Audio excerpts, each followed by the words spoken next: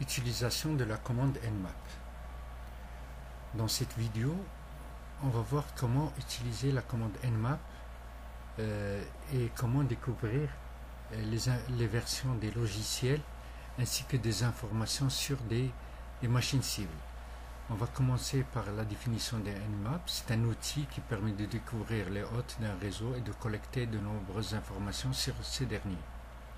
Donc on peut par exemple détecter les services qui s'exécutent sur un serveur cible comme FTP, HTTP, SSH, SMTP, ainsi de suite, et leur version.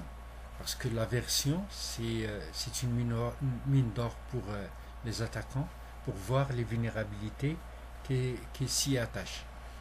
En utilisant nmap, on peut contrôler l'intensité du balayage afin de ne pas saturer un réseau et éveiller les soupçons des systèmes de surveillance en place. Parce que nmap émet plusieurs requêtes, on peut contrôler cette intensité-là pour ne pas éveiller les IDS ou bien les IPS. nmap dispose aussi de mécanismes qui permettent de cibler et présenter des informations très spécifiques.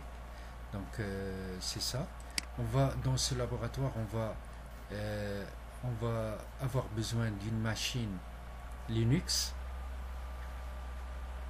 Kali Linux, qui est branchée sur un réseau NAT 172.168.0.245/24. Ça c'est son adresse IP. L'adresse IP de la cible, c'est 172.168.0.248. Bien sûr, on peut ajouter d'autres machines du réseau. N'oubliez pas ici que le réseau, c'est-à-dire l'adresse du réseau, c'est 172.168.0.0/24. Voilà notre machine Kali Linux, la machine de l'attaquant hacker. Donc on peut regarder ici. Voilà, donc je peux par exemple lancer, faire IP adresse pour voir l'adresse. Donc comme c'est noté sur le schéma que c'est 245, et puis pour l'autre machine, la machine de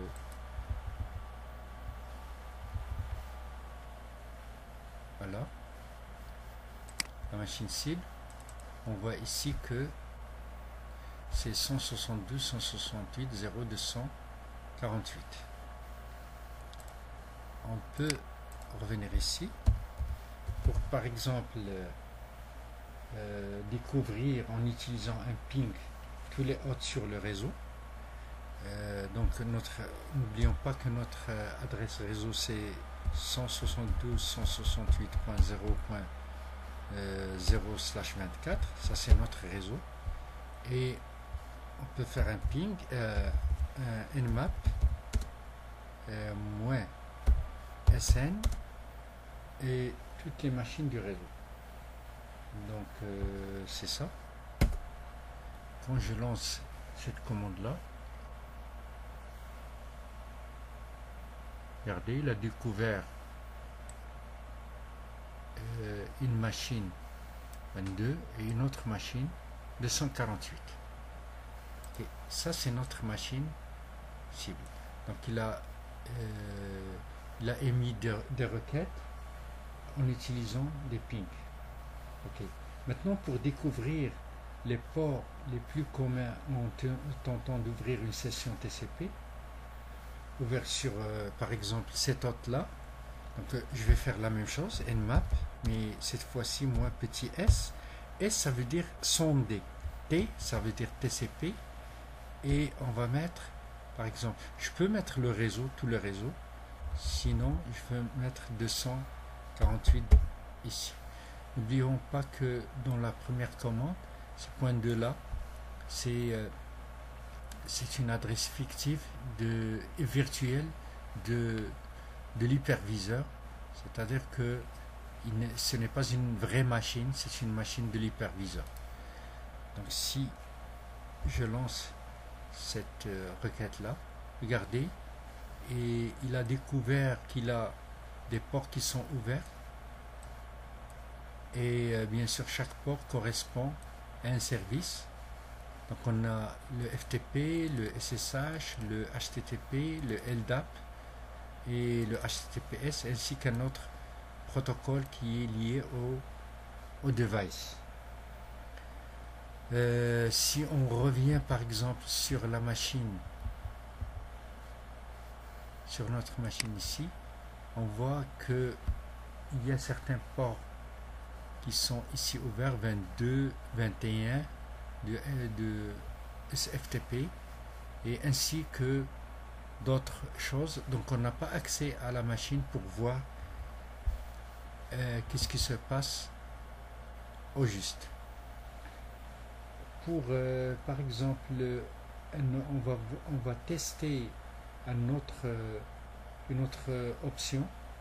Donc on va essayer d'obtenir la version exacte de quelques services. Par exemple ici, on va voir que pour le HTTPS, donc on va faire nmap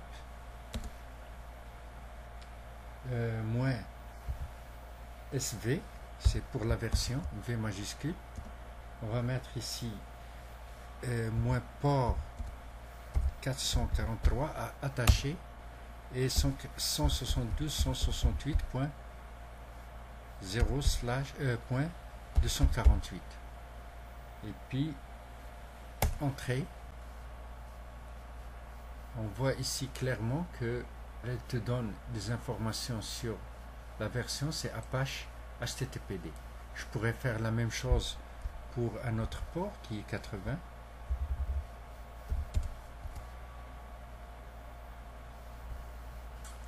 Il va me donner la même chose.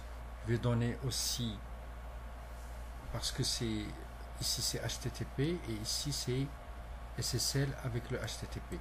Je pourrais faire la même chose avec le SSH qui est 22. Donc 22, il utilise bien sûr OpenSSH avec cette version. Je pourrais par exemple aller sur la base de données des vulnérabilités et voir quelles sont les vulnérabilités liées à cette version-là. Okay. Il y a d'autres choses. Par exemple, on pourrait utiliser la commande ou bien l'option qui est -A ici. À la place de -ST, on va faire -A. Cette option-là permet d'obtenir toutes les informations possibles sur la cible. Donc vous allez voir que ça va donner des informations sur le système, sur toutes, c'est-à-dire en détail. Et voilà.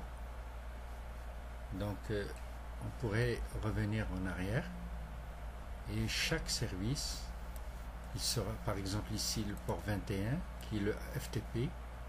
Il te donne des informations, par exemple FTP Anonymous, FTP Login Allowed, FTP code 230, et il y a un fichier par défaut qui est FTP test.pk, et ainsi de suite.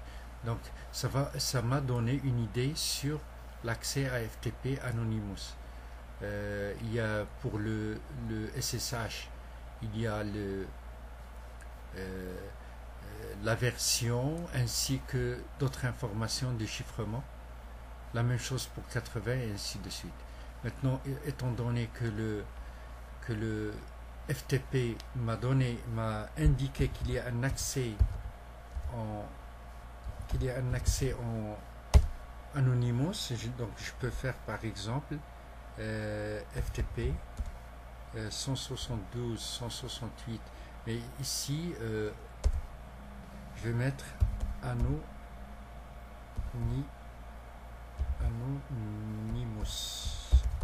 bien FTP, c'est la même chose. Il n'y a pas de mot de passe. Regardez, il m'a donné l'accès.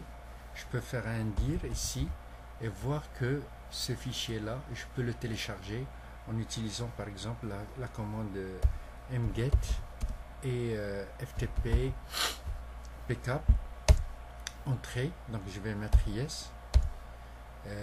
quand je vais sortir avec la commande by, je peux par exemple faire un ls-l pour voir le contenu, et j'ai le FTP pcap que je peux exploiter. Pcap, c'est une extension exploitable via le Wireshark. Donc je peux faire par exemple le Wireshark ici et FTP pcap, entrée, et ça va me faire sortir ce fichier. Je peux voir le contenu, qu'est-ce qu'il y a là-dedans, et ainsi de suite. C'est tout ce qu'il y a pour l'outil Nmap, qui est très très intéressant, très utilisé par les attaquants. Rendez-vous à la prochaine vidéo.